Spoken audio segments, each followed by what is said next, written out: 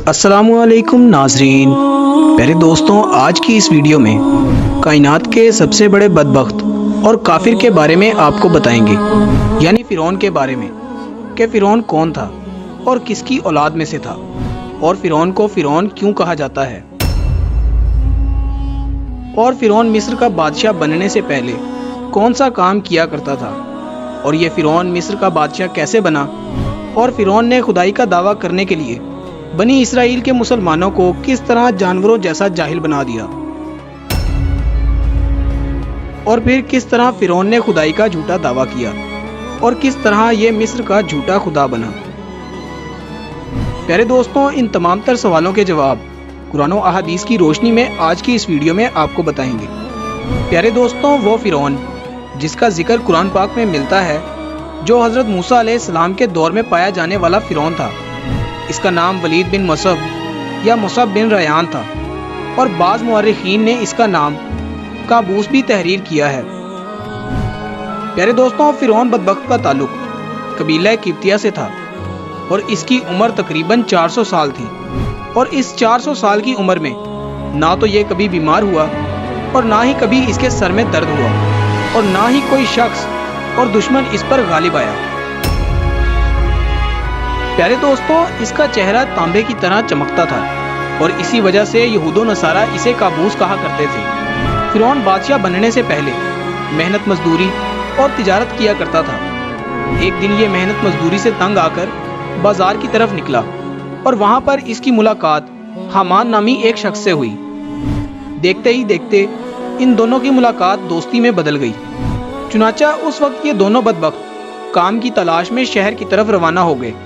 और उन दिनों में शहर के अंदर खरबूजे की खरीदो फरोख्त का काम ज्यादा था। इस तरह ये दोनों एक खरबूजे वाले ताजिर के पास गए और उससे काम मांगा। चुनाचा उस वक्त ताजिर ने इनसे कहा कि मेरे खरबूजे ले जाओ और बाजार जाकर बेच आओ। जब ये माल तुम बेच आओगे तो उसके इवज मैं तुम्हें खाने के लिए दूंगा। तो उस वक्त ताजिर की ये बात सुनकर फ़िरौन ने हामान से कहा कि तुम यहीं ठहरो और मैं ये खरबूजे ले जाता हूँ और बाजार में फरोख्त कर आता हूँ। अगर आप ऐसी ही इस्लामिक और मालूमात से भरपूर वीडियोस देखना पसंद करते हैं तो हमारे चैनल को लाजमी सब्सक्राइब करें। चुनाचा फ़िरौन वो खरबूजे लेकर शहर की तरफ चला गया, और वहां जाकर फ़िरौन ने दुकानदारों से खरबूजे खरीदने का कहा। उस वक्त दुकानदारों ने फ़िरौन से कहा कि हम तो सौदा उधार खरीदते हैं और बेचने के बाद उसकी रकम अदा करते हैं, और यहाँ का यही दस्तूर है। चुनाचा दुकानदारों की ये बात सुनकर फ़िरौन थोड़ी देर के लिए खामोश हो गया, और फिर इसी वादे पर वो सामान फरोख्त करके वापस चला आया, और वापस आकर खरबूजे के मालिक यानी ताजिर से आकर कहने लगा कि ये काम मुझे पसंद नहीं, और इतना कहकर फ़िरौन वहां से चला गया। अब फ़िरौन को किसी अच्छे काम की तलाश थी जिससे फ़िरौन ज्यादा से ज्यादा मालो दौलत कमा सके। इसके बाद फ़िरौन बादशाह मिस्र के दरबार के अंदर चला गया और उसकी खिदमत में जाकर दरख्वास्त पेश करने लगा कि मैं बहुत दूर से आया हूँ और मैं बहुत गरीब हूँ और मुझे किसी काम की तलाश है, और मैं खाने पीने से भी आजिज हूँ। बराए मेहरबानी अपनी सल्तनत के इसी शहर में बतौर फिदवी मुझे कोई काम दे दिया जाए, और इस गुलाम को इस जगह पर मामूर फरमाकर सरफराज किया जाए। चुनाचा उस वक्त फ़िरौन की ये बात सुनकर मिस्र के बादशाह ने फ़िरौन से सवाल किया कि तू कौन सा काम चाहता है। चुनाचा बादशाह की ये बात सुनकर फ़िरौन बोला कि मुझे मिस्र के कब्रिस्तान की दारोगी दे दी जाए, और उसके बदले में कुछ रकम फदिये के तौर पर मैं शाही खजाने में जमा करवाया करूंगा, और बाकी रकम अपने पास रखा करूंगा, और मेरी इजाज़त के बगैर मिस्र के इस कब्रिस्तान में कोई भी मुर्दा दफन ना होगा। ये बात सुनकर उस वक्त के बादशाह ने फ़िरौन को मिस्र के एक कब्रिस्तान की दारोगी दे दी। चुनाचा कब्रिस्तान की दारोगी मिलते ही फ़िरौन बहुत खुश हुआ और खुशी खुशी कब्रिस्तान के दरवाजे पर जाकर बैठ गया और इंतजार करने लगा कि अब कौन आता है जो अपने मुर्दों को दफन करता है। प्यारे दोस्तों, इस साल क़ज़ाए इलाही से ऐसा हुआ कि पूरे मिस्र में एक खौफनाक वबा फैल गई, जिसकी वजह से मिस्र के बहुत सारे लोग मरना शुरू हो गए। फ़िरौन ने जब ये देखा तो उसने हर लाश के बदले उनके वारिसान से एक एक सोने का दिरहम लेना शुरू कर दिया, और इस तरह थोड़े ही दिनों में फ़िरौन के पास बहुत सारा माल जमा हो गया। इतना ज्यादा माल आने के बाद فرعون نے سوچا کہ کیوں نہ مصر کے تمام قبرستانوں کی داروغی لے لی جائے، لہٰذا فرعون نے ایسا ہی کیا۔ فرعون نے مقربان بادشاہ کو کچھ پیسے دیے اور مصر کے تمام قبرستانوں کی داروغی اپنے ہاتھ میں لے لی۔ چنانچہ اس طرح فرعون قبرستانوں کی داروغی کے ذریعے بادشاہ مصر کے خزانے میں بہت سارا مال جمع کرواتا، اور فرعون کے اس فعل سے بادشاہ مصر بہت خوش ہوتا، اور اپنی جہالت کے سبب بادشاہ مصر فرعون کو عزت و مرتبہ دینے لگا۔ چنانچہ اس وقت اتفاقاً اللہ کی رضا سے ایسا ہوا کہ اس وقت مصر کا وزیر مر گیا، اور کیونکہ اس وقت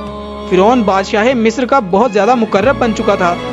لہٰذا مصر کے بادشاہ نے فرعون ہی کو مصر کا وزیر مقرر کر دیا۔ چنانچہ اس طرح اقتدار ملتے ہی فرعون اقتدار کے نشے میں بدمست ہو گیا، اور اس نے اپنے بدبخت دوست حامان کو بھی اپنے پاس بلا لیا۔ اس وقت فرعون اپنے دوست حامان سے کہنے لگا کہ میں چاہتا ہوں کہ میں خدائی کا دعویٰ کروں اور ساری مخلوق مجھے اپنا خدا مانے اور میری عبادت کرے۔ فرعون کی یہ بات سن کر حامان بہت حیران ہو گیا، اور حامان فرعون سے کہنے لگا کہ اگر تو خدائی کا دعویٰ کرنا چاہتا ہے تو سب سے پہلے بنی اسرائیل کے تمام مخلوق کو اپنے ہاتھوں میں لے لو اور ان کے دل میں اپنی محبت پیدا کرو۔ حامان کی یہ بات سن کر فرعون نے حامان سے کہا کہ ایسا کرنے کے لیے آخر کیا کیا جائے، اور یہ لوگ کس طرح مجھے اپنا خدا تسلیم کریں گے، کیونکہ اس وقت کے تمام لوگ حضرت یوسف علیہ السلام اور حضرت یعقوب علیہ السلام کے دین پر تھے، اور کس طرح وہ لوگ اپنے دین کو چھوڑ کر فرعون کو اپنا خدا تسلیم کرتے۔ تو اس وقت فرعون نے اپنے دوست حامان سے اس کی کوئی تدبیر نکالنے کا کہا۔ حامان نے سوچ بچار کے بعد یہ تدبیر نکالی کہ بادشاہ مصر سے یہ درخواست کی جائے کہ میں چاہتا ہوں کہ تمام تر مصریوں کی تمام تر خواہشات مفت میں پوری کی جائیں، اور ان لوگوں کے تمام تر اخراجات میں اپنی جیب سے ادا کروں گا، اور جو لوگ جو بھی چیز حاصل کرنا چاہتے ہیں وہ مفت میں حاصل کر سکتے ہیں۔ چنانچہ اس وقت بادشاہ مصر نے فرعون کی یہ درخواست سن کر قبول کر لی، اور 1 سال کے لیے تمام مصر کے لوگوں کو یہ رعایت فراہم کر دی، اور فرعون نے 1 سال میں ہونے والے تمام تر اخراجات کی رقم حامان کے ہاتھوں بادشاہ مصر کے خزانے میں جمع کروا دی، اور پورے مصر میں اعلان کروا دیا گیا کہ اس سال خزانہ رعایتوں پر معاف ہے،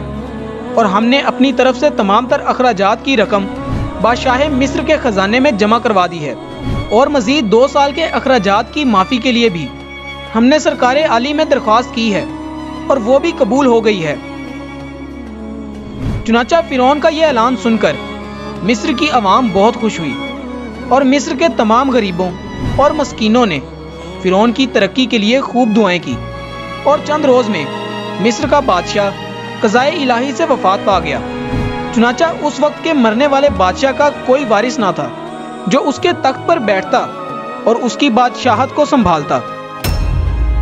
اس طرح مصر کے بادشاہ کی تدفین کے بعد 3 دن تک عیادت ہوتی رہی، اور چوتھے دن مصر کے تمام تر عالم، فاضل، قاضی، مفتی، امراء و غربا، چھوٹے بڑے سب بادشاہ مصر کے دربار میں حاضر ہوئے، اور کہنے لگے کہ بادشاہ کے تخت پر کس کو بٹھایا جائے، کیونکہ ملک بادشاہ کے بغیر بے سروپا ہو گیا ہے۔ چنانچہ اس وقت مصر کے لوگوں نے فرعون کی یہ نیکی دیکھی تھی کہ فرعون نے 3 برس کا خزانہ مصر کے لوگوں کو معاف کروایا تھا، اور ان کے اخراجات کا 3 برس کا پیسہ اپنے پاس سے خزانے میں جمع کروایا تھا۔ اسی لیے مصر کے تمام تر لوگ فرعون کے اس عمل سے بہت زیادہ خوش تھے، اور فرعون کی یہ خیر خواہی دیکھ کر مصر کے لوگوں نے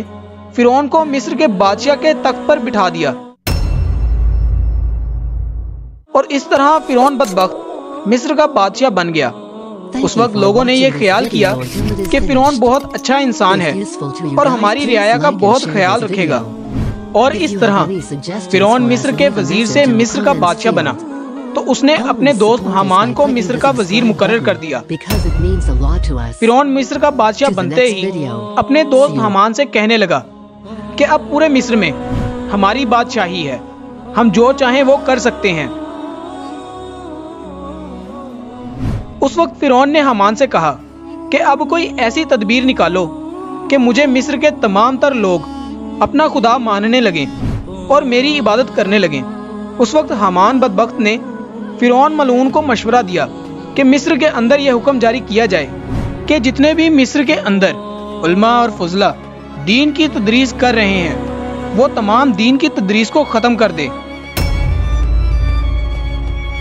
تاکہ آہستہ آہستہ یہ لوگ دین سے دور ہو جائیں اور اپنے دین سے بالکل بے خبر ہو جائیں، اور آئندہ آنے والی نسل دین اور دنیا کی تعلیم سے بالکل بے خبر اور جاہل پیدا ہو۔ چنانچہ حامان کی یہ بات سن کر فرعون نے فوراً یہ حکم جاری کر دیا اور مصر کے اندر دین اور تدریس کا یہ سلسلہ بالکل ختم کر دیا گیا۔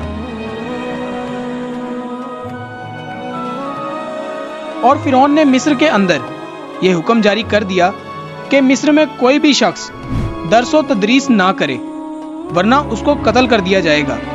اور فرعون کے اس حکم سے مصر کے لوگوں نے قتل کا سن کر دین و تدریس کا سلسلہ ختم کر دیا، اور اس طرح مصر کے لوگوں نے بالکل لکھنا پڑھنا چھوڑ دیا۔ چنانچہ اس طرح دین و تدریس کا سلسلہ ختم ہونے کے بعد وقت گزرتا گیا، اور وقت کے ساتھ ساتھ تمام لوگ جاہل بن گئے اور علم سے دور ہو گئے اور اپنے حقیقی خدا اللہ ذوالجلال کو بالکل ہی بھول گئے۔ اس وقت مصر کے لوگوں کی یہ حالت ہو گئی کہ وہ جانوروں کی طرح جاہل بن گئے۔ اس وقت فرعون نے چال چلی